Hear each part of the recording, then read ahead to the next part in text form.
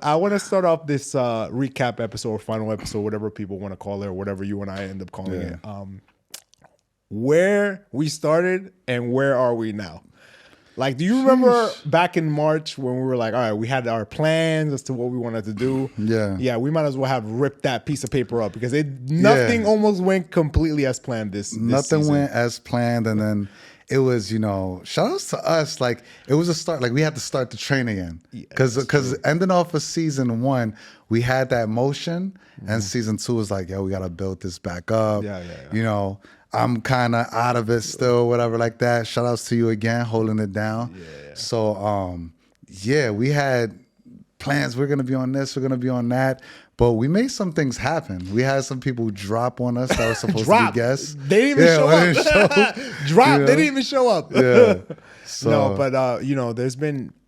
I remember in the beginning of the season when everything was going completely against us. People weren't showing up.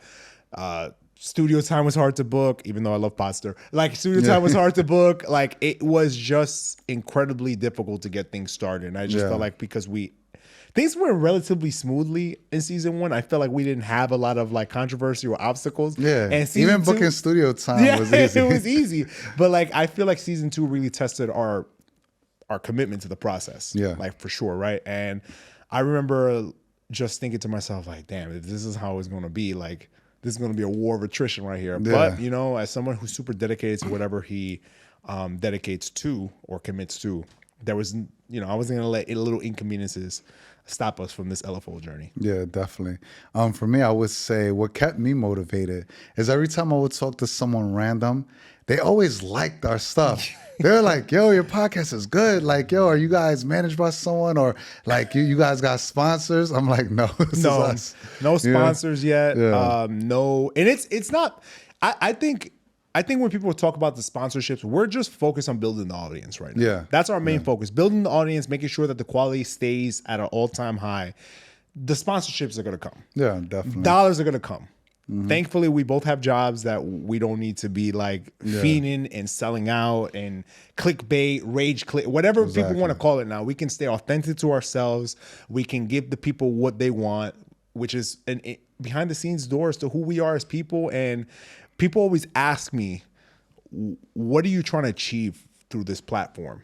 And I think I want to give a voice to the voiceless, so a light to someone who's like, if this guy can do it, who I think I can relate to, because we can't relate to celebrities and things like that most of the time, right? Because you assume they've gotten what they've gotten. They've been given super special talents. The only talent I have is hard work, consistency, and perseverance, right? Yeah. So I would hope that if you look at me and Mike, and if we can do this, then you can do whatever you want to do or whatever you have planned to do, right? Yeah. And all we're trying to do is be the spark plugs to your engine.